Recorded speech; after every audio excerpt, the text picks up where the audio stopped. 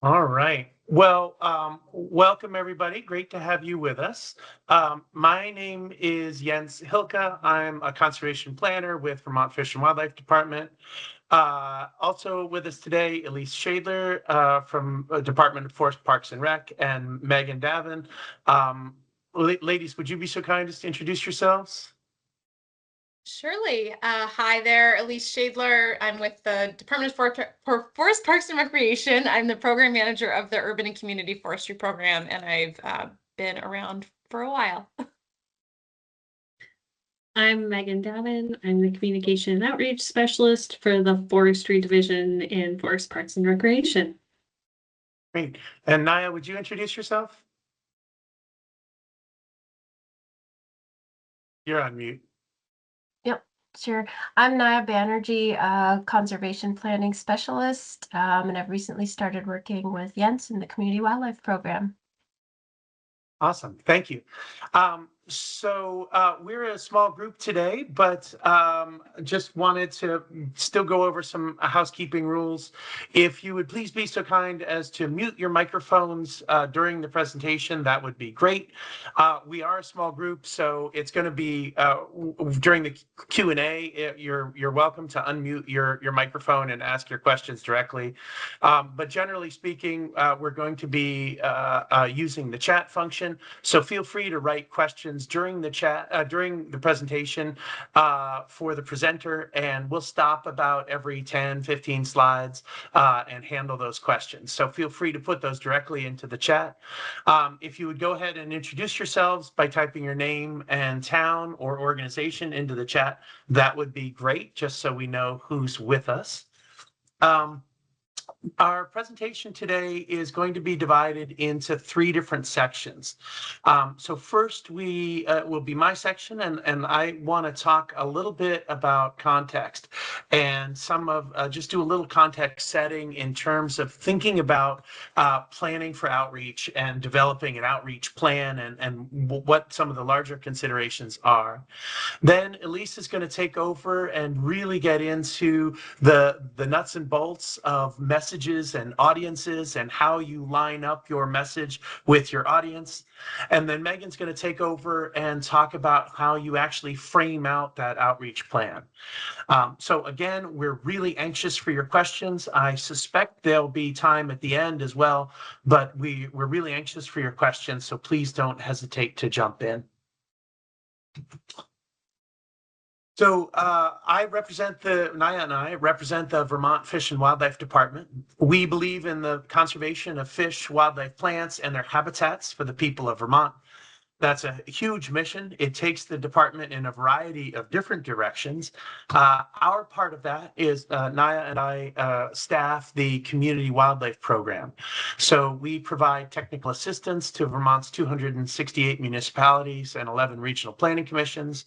Part of that is through presentations and workshops like this, but also direct presentations and workshops with towns and town governments.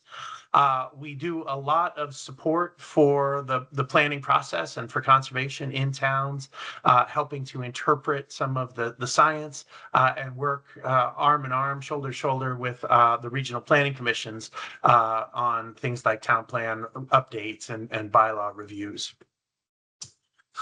So as we think about context for developing an outreach plan, you know this, but let's just say it out loud. Every community in Vermont is different. And I really think of each community as having its own recipe for what community looks like. And there are different ingredients to that recipe, and different towns use different amounts of those ingredients. So I think about the built capital as one of those ingredients. Things like buildings, equipment, information, infrastructure, the resources, the physical resources of a town.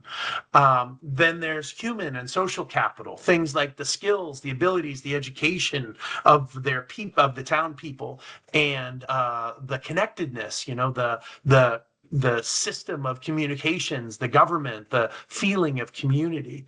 And then, of course, there's natural capital with things like natural resources, ecosystem services, and some of those intangibles like the beauty of nature. So each town uses its own recipe for what community looks like. And this is interesting because of how it, gosh, you weren't even seeing my slide that whole time. Forgive me.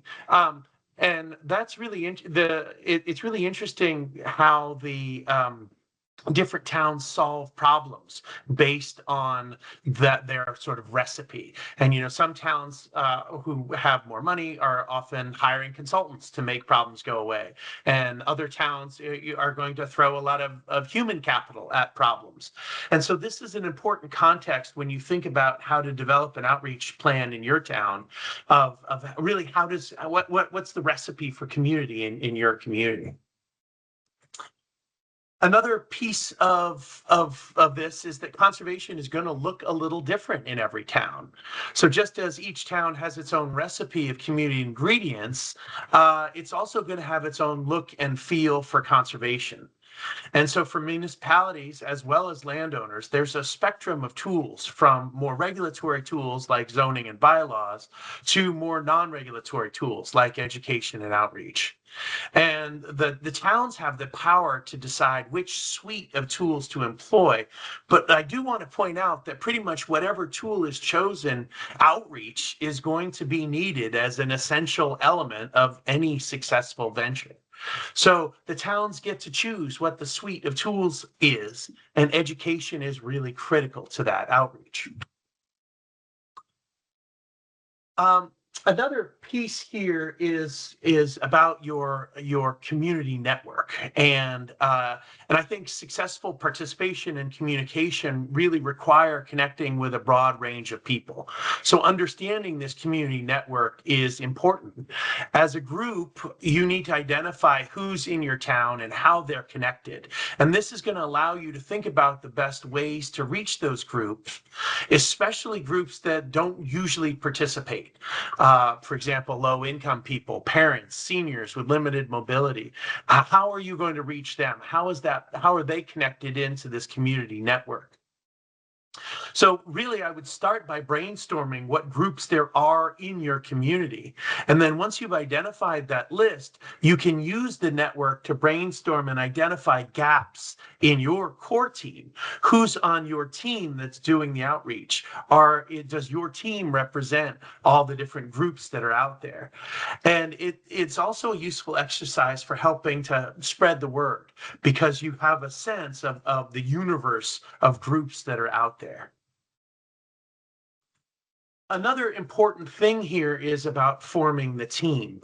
Now, I know many of you are serving on conservation commissions or planning commissions, and it seems pretty obvious who the team is.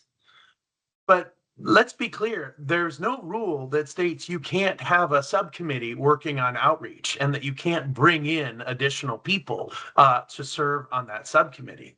And so this does allow you to think about, well, who should be involved? Who can be included? Who should be on this team?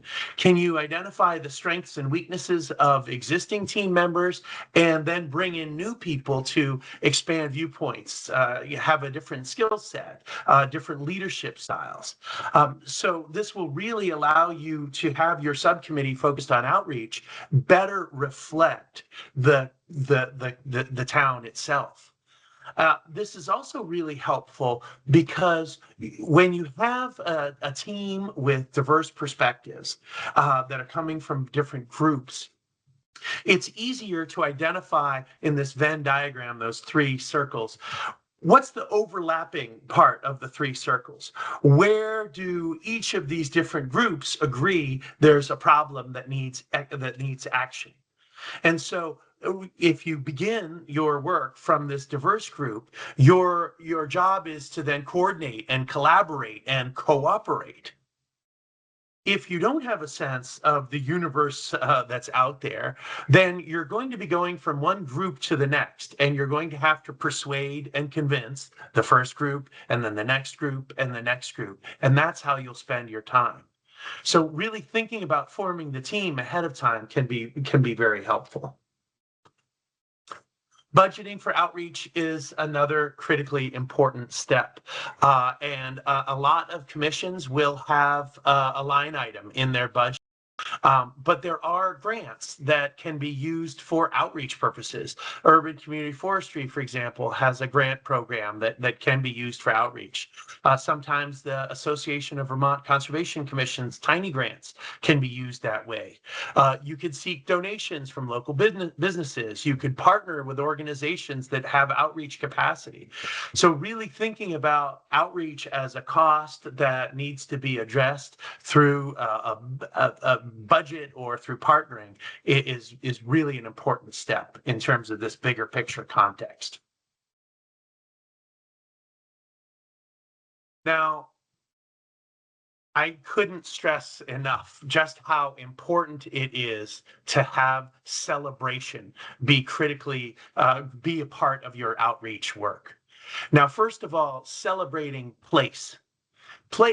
The place where you live, is the most powerful connection, and it connects community members together. And so when you celebrate place, you're celebrating your community, you're celebrating all the different groups in your community, and that's a big tent message. That's a open starting place for bringing everyone together. Celebration is important for a variety of other reasons. It's fun. And so it's fun for the group that's hosting the event. And the more fun your group has hosting the event, the more fun participants are going to have. And they're going to look at your group having fun and say, hey, I actually want to be a part of that group. And so the fun builds on itself. And so having these celebrations as a huge part of your outreach planning, I think is really important. Examples like walks and talks series or guided tours or outings. As far as I'm concerned, every event should have food. Every time I go to the Putney Conservation Commission, they have an incredible spread of usually vegetarian food that's just incredible. And I get around to a lot of town meetings. I remember these things, and it's a draw. It's important. In the bottom right, you see a paddle down the Winooski River that we did as part of the Science to Action project. We had a couple of naturalists on board who would pull over on the side and talk about the natural history. You see a contra dance in the middle. There's nothing that says all the events you do have to be exactly germane to your topic. You can do something totally different. You can have an art contest like they've had in Bolton. The top right is a Forest for the Birds walk at Audubon. So there's so much room for celebrating what you have and using that as a big part of your outreach. Some more examples. You really need to meet people where they are and not just rely on people to attend your meetings. So in Sharon, they staffed the dump on a Saturday morning and offered dump and donuts, and was a great way for the conservation to meet people and get feedback. In Craftsbury, it's really the general store at 6 a.m. where it's the best place to meet people. And the Conservation Commission has been very effective with flyers at the general store. In Waitsfield, they've done some big marketing efforts at the farmers market, and I'm talking about the Conservation Commission now, with maps and talking points and really using that opportunity to get locals as well as newcomers interested in the conservation in the Mad River Valley. So really using existing meetings and events can be an important way to meet people where they are and not just rely on them to come to your meetings. And lastly, in this sort of context section, I just want to stress how important having online tools in the mix is. We all love in-person events, absolutely, and we're going to have more fun with those online events and with those in-person events. But the online tools do allow us to reach people that you might not otherwise be able to reach. I've done some community value mapping with multiple small groups, and you can actually see a map of that in the bottom right. So we used an online a Miro board, so it's a whiteboard, but we had 6 different small groups, and so each group had its own place on the whiteboard, and we were collecting community values. And during that community value session, we had whole families who were able to attend because we did it online. They were able to mute the kids when they started yelling, and it was participation that we wouldn't have gotten otherwise. So having some hybrid events, or the ability to zoom into a presentation or use Teams, those can be really helpful in reaching people that wouldn't necessarily attend your in-person events. And so there's a mix there, but really important to state. Okay, well, that's all I have for my section. Naya, are there any early questions? Yeah, so there's a comment from Lindsay Bryce. I think this was about your slide 9 about forming teams. I would say it's actually not very clear who should do what or how decisions are made. Did you have any advice about that? Or Lindsay, do you want to expand with a question? Yeah, please do.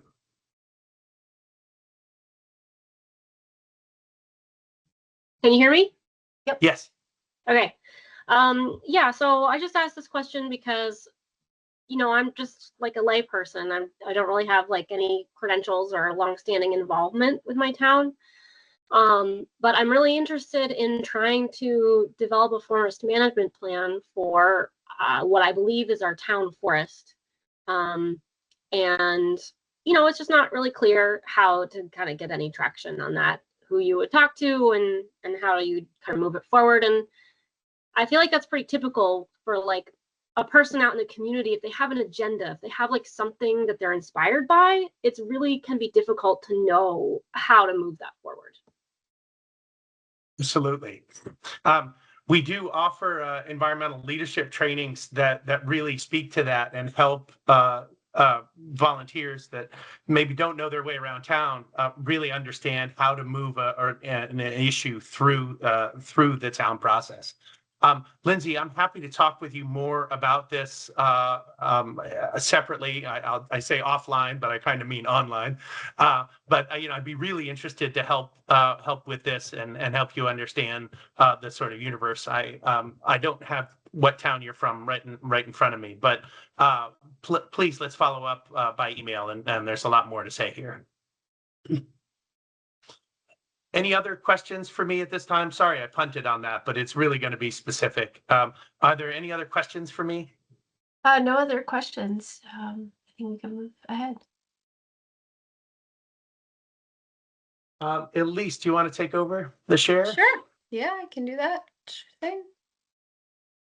I just had a mosquito in my office. It's just weird. Just the hailing outside and like mosquito inside. Great. So I'm going to take over for the next couple of slides here to talk about audience identification and messaging. And I'll just start by saying, this was an interesting topic when Jens came to Megan and I to pull this together. I feel like outreach and communications are sometimes the pieces of an initiative that kind of get overlooked or like are kind of like the last thing to fall into place. I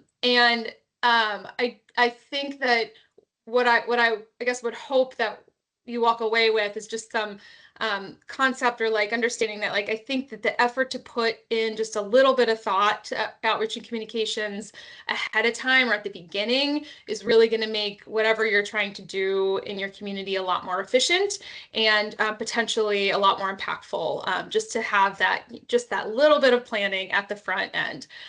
So again, I am Elise. I'm with Forest Parks and Recreation. I'm the manager of our urban and community forestry program. So we have been within FPR for the last 30 years. We're a pretty small program, and this is our mission. We basically work with community members and businesses and governments to understand the value of urban and community forests and to promote public responsibility for and participation in the stewardship of these resources for this generation and for future generations. So we have 5 staff. We are split between the University of Vermont Extension and FPR. And that's our website right there. It's in the run sheet that you'll get afterwards. And I know that we've worked with some of the folks on this webinar. Sabina, hi. We've been on the phone recently, but we do basically 3 buckets of work with towns. We work to do technical assistance, direct technical assistance regarding any management or care or promotion of trees in public spaces. And we have a grants program, so we do financial assistance, and then we do a lot of education and outreach. We have 2 staff that are really kind of focused on getting the word out and helping to spread our messages.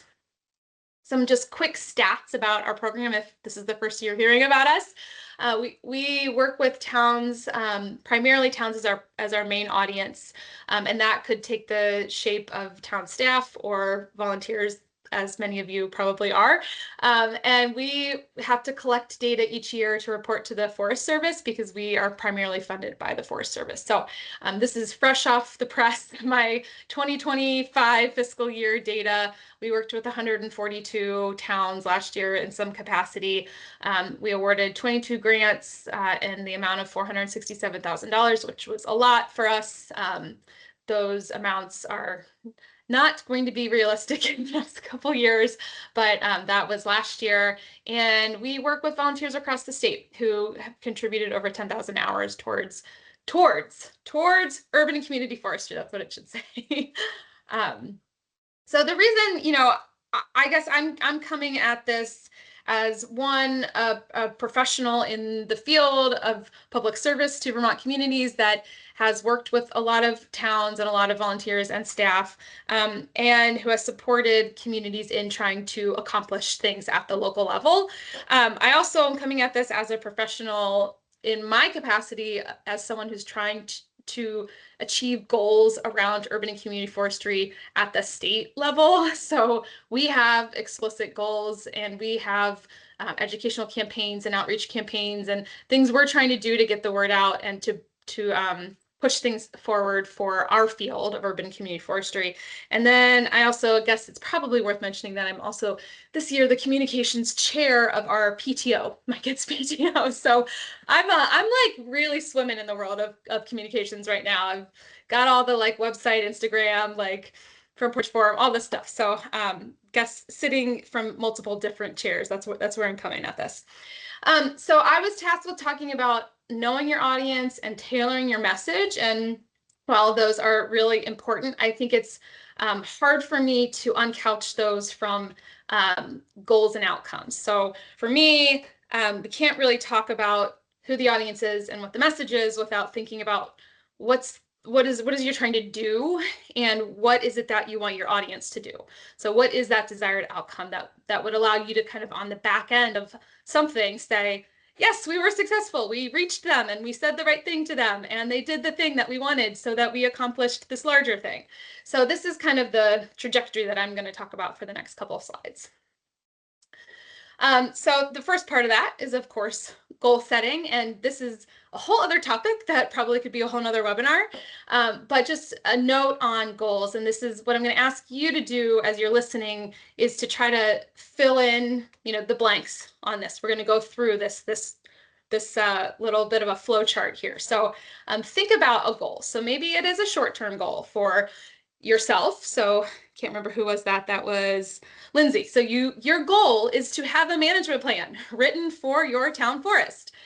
So that seems like a fairly long-term goal because it's probably not something you're going to accomplish in the next year or 6 months. But maybe your goal that you're thinking about is more short-term. We want to, recruit X amount of participants to come and help remove invasive species from our riverbank on this day. So, the long-term, short-term nature of your goal might really dictate how you want to think about the outreach and communications. And I just gave a little nod here to the idea of SMART goals. You've got your goals should be specific and measurable and attainable and relevant and time-based. And Lindsay, your hand's up. Yeah, so I love that you picked that example because that's exactly what I'm trying to do. But I feel like it's really hard to decouple one from the other. So like it's really hard to parse out your short-term goals from your long-term goals, especially in a town like Shelburne, where they want to have like the whole plan, big picture, start to finish before you take any action at all. So it's a matter so they want to see the plan before you can implement any of the things that you would see in the plan, but you're saying like the little pieces are important for the creation of the plan. Yeah, I mean, I guess it's like if you can put together a small plan and be like, okay, well, let's make progress on this, but it's not, you know, that one thing leads to another, I guess. Yeah. So, so maybe it's so maybe trying to break down, maybe that goal is a little bit unrealistic for where you are on that spectrum of like what you know and like kind of the context for where you're situated. So maybe it's trying to think about like a pre-goal almost. So like maybe the goal is around identifying who needs to be involved in the creation of a management plan for the forest, or something that's a little, maybe it's a short-term goal that's going to lead to the longer-term goal. Does that make sense? Yeah, that does make sense. Okay. All right, so we're gonna move past goals, but I hope you're all just like stewing a little bit, like thinking about like what is a goal for my group or myself or my community that does meet these marks. So once you have your goal, then it is starting to think about, okay, what are the audiences? Who are the people that need to know about this goal or are going to be relevant to achieving the goal? And so that is that identification of the audiences. And I think you can just ask some really baseline, simple questions about that audience very conceptually to help you hone in on who they are. So the first slide here is around, is your audience, to get to that goal, are you casting a wide net? Is it like the general public? Is it everyone can contribute to the success of this initiative? Or do you feel like in order to reach that goal, you're going to have to be more targeted? There's a specific subset of people. That audience is not everybody. Like everybody doesn't need to know about it. It's more targeted. The second subset would be this kind of current or new question. Is the audience that you're trying to reach the same people you've been talking to forever and already on your team? Are you preaching to the choir? Or in order for you to achieve this goal that you're thinking about, will it be necessary to knock on some new doors? And an example that I have for this slide is our program runs a free tree giveaway program. We've done it since 2017, and we've had different goals for the program over the years, but really explicitly we have been in the most recent past like really trying to reach people that we do not feel have the means to purchase trees to plant in their yards. So people that can't afford to buy trees, that's kind of our baseline goal. Like we want to provide these trees for free. And so the first couple of times we would like work with the community, the word would just go out on like Front Porch Forum or just like on our website, and inevitably all the trees would get nabbed up. And when the tree pickup day came and all these people would come and pick up their trees, it was just pretty evident by observations of, oh, I know that person already, or that person's on the tree board, or that person's a landscaper, that we weren't really reaching that target audience. And it really was just the people that we were already engaged with that had heard about this program and nabbed up all those free trees. So in the past couple of years, we've been much, much, much more targeted, and we are literally knocking on doors, leaving door hangers in specific neighborhoods where we really want to see the program thrive. So that has just made a really big impact in how we're delivering the program and also how we're really seeing it tie back to that goal much more clearly aligned.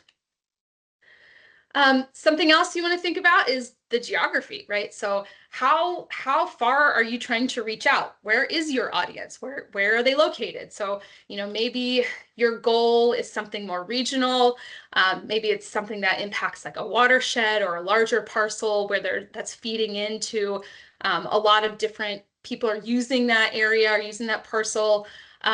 Maybe it's just at the town level, like you just really want to reach your audience within the community. And maybe it's even more honed in than that. Maybe it's really, you're just kind of trying to reach a certain geographic location of the village center or around the town green or like around this one little park or a riverfront or something like that. So thinking about that geography is also going to help define how you do your outreach.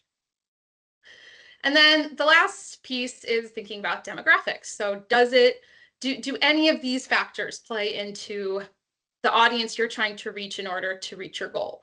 That could be their values, their income, age, gender, interests, occupation. We've already talked about location a little bit. And one resource I see somebody just threw it in the chat, but that I wanted to note here also is the Vermont Department of Health has a tool, an online tool. It's a mapping tool. It's called the Social Vulnerability Index. And some of these demographics actually are indicated as factors that you can filter through. So if you've never looked at that, if demographics are something that you are interested in exploring a little bit about, like, oh, does that impact what we're trying to do, then that is a tool that's free for you to use. And if we just walked through that little identification of audience activity and you're just like, I have no idea, I don't know, then maybe thinking about some of these questions or these little points, you know, who are on your mailing list? Like, who are you reaching already? Who shows up at events that your group puts on, or who shows up at the meetings that you're attending that you think are relevant to whatever your goal your identified goal is, and who do you think really has had the most impact on the success of your group in the past, and who do you envision having the most impact on the success of your group into the future? And if you still don't know, then maybe it's time to think about gathering a little bit of input about who your audience is and could be who you're missing. You could administer an online survey. Could be as simple as like a Google form that is sent out. You could go to events and have just little like comment boxes with anonymous slips of paper that have a question and they prompt and they write their answer. You could have some kind of interactive activity. I live in Burlington, and we've been involved in a neighborhood planning process, and the city has come to a ton of different events with like these great maps with like questions, and we're just using like pins and sticky notes to really give our input and helping them kind of identify goals for the neighborhood plan. And then you could even have focus groups to really think about, you know, are we reaching the right people, and is our read on who needs to be at the table for this goal actually real, or is that just us assuming that that's right? So now we've got your goal, you've thought a little bit about your audience, and then really the next question is, what is it that you want your audience to do with whatever information or messaging you're going to throw at them through your outreach? And I just break this down into 3 simple buckets because we don't have much time. Is the desired outcome an action? So do you want this audience to walk away empowered and energized to, you know, go pick up trash along this trail from this segment to this segment? Or is it, you know, plant more trees? Or is it remove this plant, or like stomp on the spotted lanternfly? Is it action oriented, that outcome?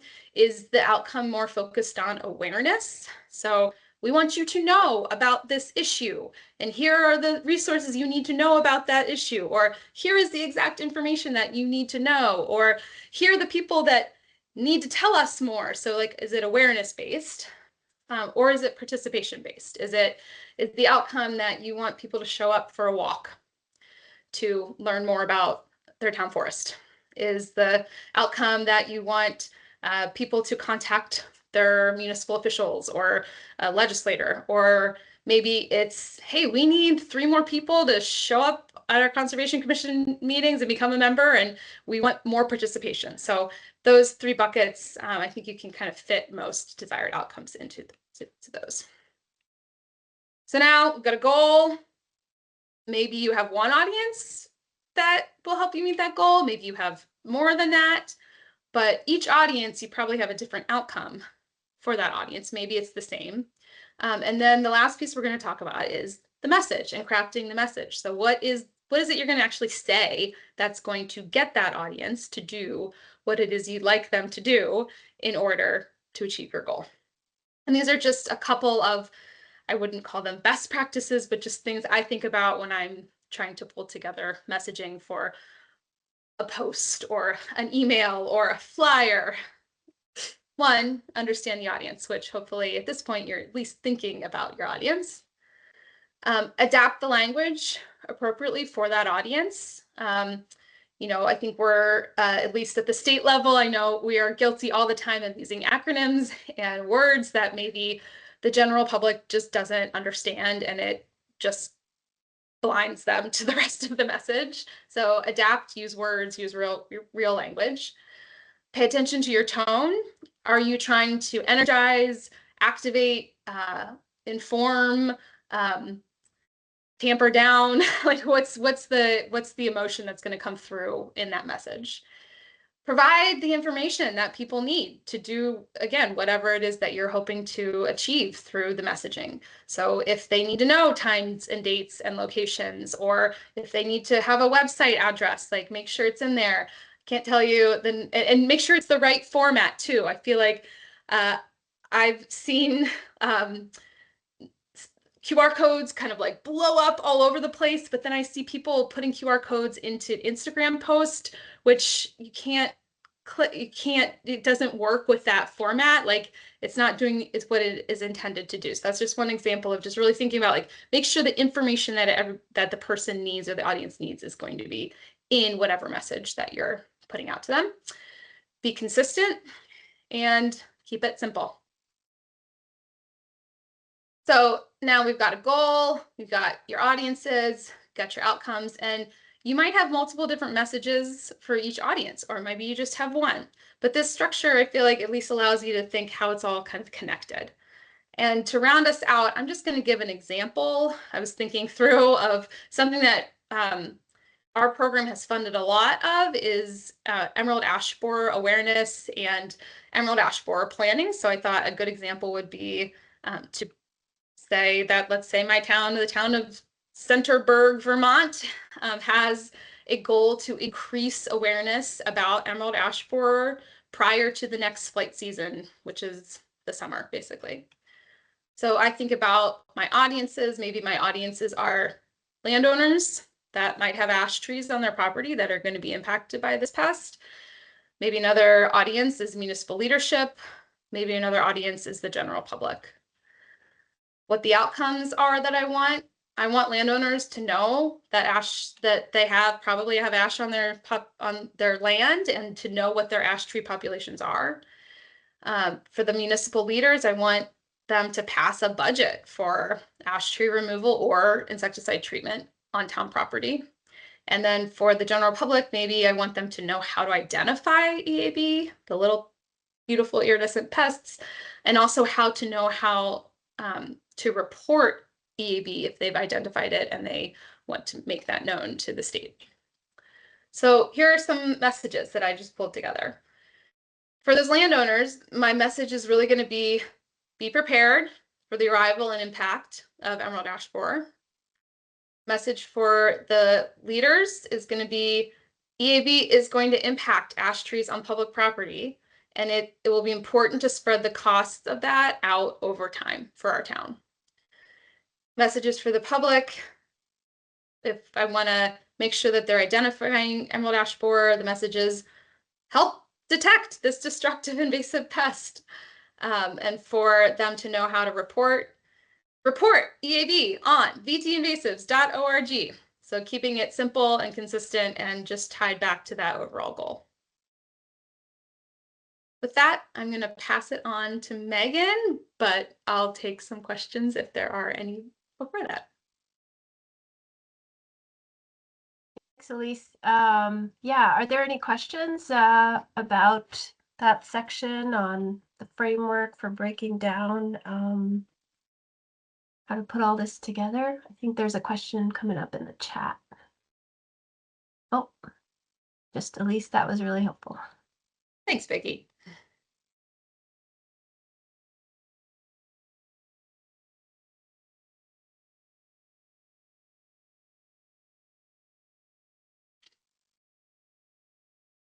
All right.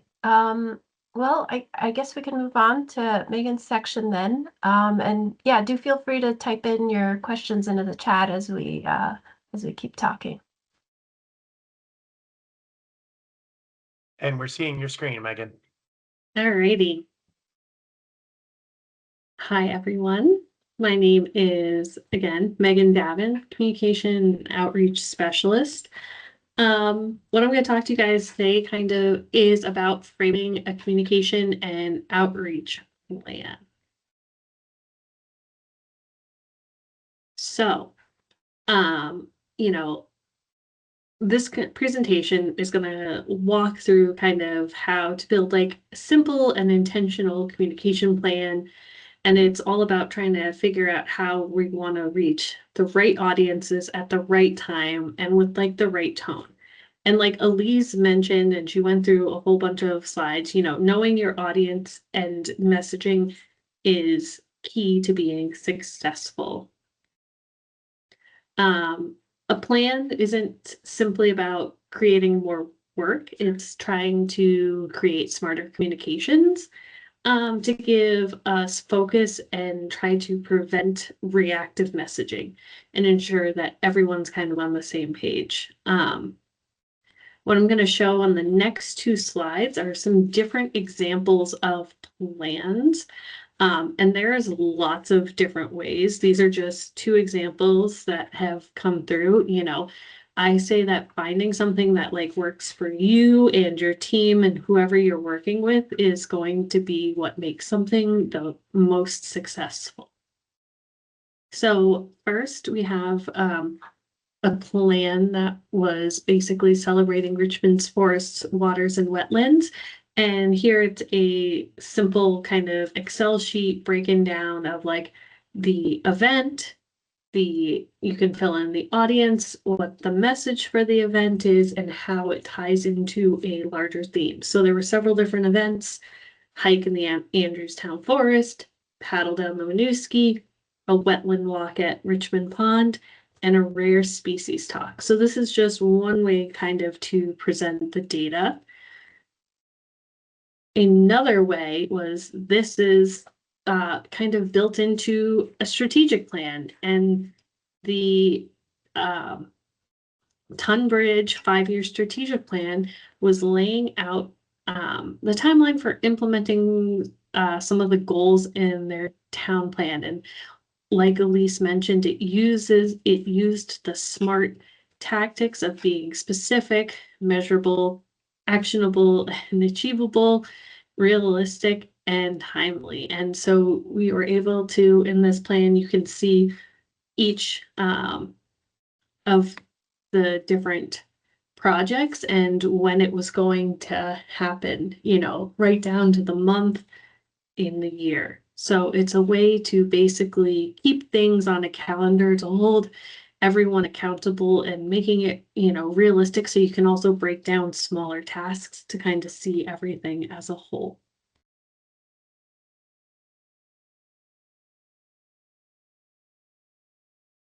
And the next step is going to be list each audience and their motivations. You know, this is kind of to try to help you tailor your messages, because what you want to landowners want to hear is different from what partners, or which is different from what the public needs to hear.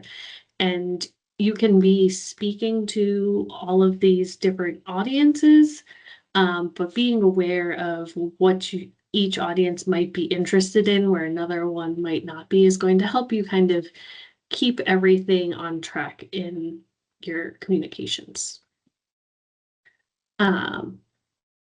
Next is choosing your approach. And basically, you want to kind of match your message to the channel that best reaches each audience. Thinking about the accessibility, the timing, and what is it that you can realistically maintain. You know, there are a lot of different communications channels, and based on who you're working with, it's going to kind of dictate, you know, what is the best possible place to have your message. If you've never heard of TikTok, you don't need to worry about it because you probably shouldn't be messaging on that platform anyways. It is probably the wrong fit for your message. Here in this photo, I'll just state this is Leslie Porter, our admin in the Rutland Regional Office, and she is with Ranger Peely, who was one of those TikTok, Instagram famous people who's a ranger at Roosevelt National Park. He makes a lot of funny dancing videos that have gone quite viral, but you know, not everybody needs to go on to his level, and it's not always the right venue. You know, figuring out if Front Porch Forum and the listserv and emails are what's going to get you noticed, those are the places you should definitely be operating in. Next is setting a cadence. Cadence is going to build the rhythm and trust. And, you know, the key is being consistent, even if it's like modest. You know, choose a frequency of outreach that's doable for you and your team, and then it's relevant to your audience. I find at the beginning of every project or message or campaign, it's really easy to get very, very excited, want to go through absolutely everything, and then you kind of burn out. And so trying to, like, with those plans and setting them up, you know, organizing so you can hold yourselves accountable for trying to keep a regular cadence. And note, I've often learned that less is always more, especially if you can do it more consistently. Step 4 is defining your voice and tone. And basically your voice is going to stay steady through everything, and your tone is going to be kind of what flexes. So recently, dealing with some of the wildland fire updates that we've been going through with the state, like the tone is something that's going to be urgent and factual, but the voice is having the same consistent messaging going out over and over and over. You know, and when you're looking for something to be a success story, it's going to be something probably that's, you know, warm and inspiring. And when you're trying to be the voice that's also credible and caring, it's all about, you know, staying consistent and being knowledgeable and approachable in all of your work. And the next step is defining success. And defining success at the start, when you're setting this all up, is one of the best ways to try to stay aligned. I think knowing how will we know that this communication worked is basically knowing, what do you want success to look like? Is the success signups for events? Is the success metrics on social media? Is it the amount of, are you happen to be tracking like how many people have opened an email? I think every single project and outreach campaign can be different, and it's, you know, important to know at the start of it what that success is going to look like.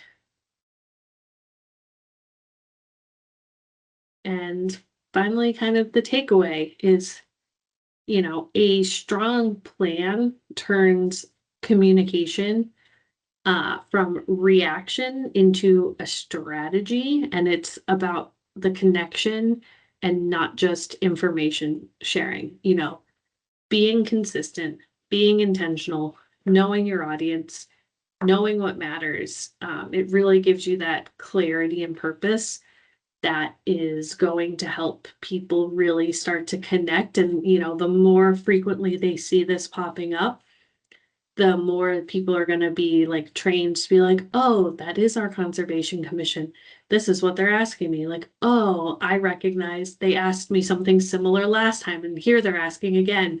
Maybe I'm going to pay attention more fully this time.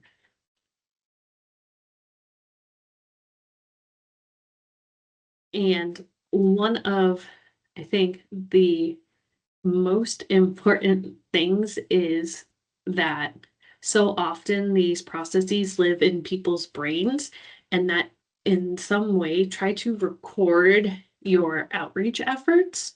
So when you move on from what you are currently doing, that other people and new members and can come in and kind of get up to speed.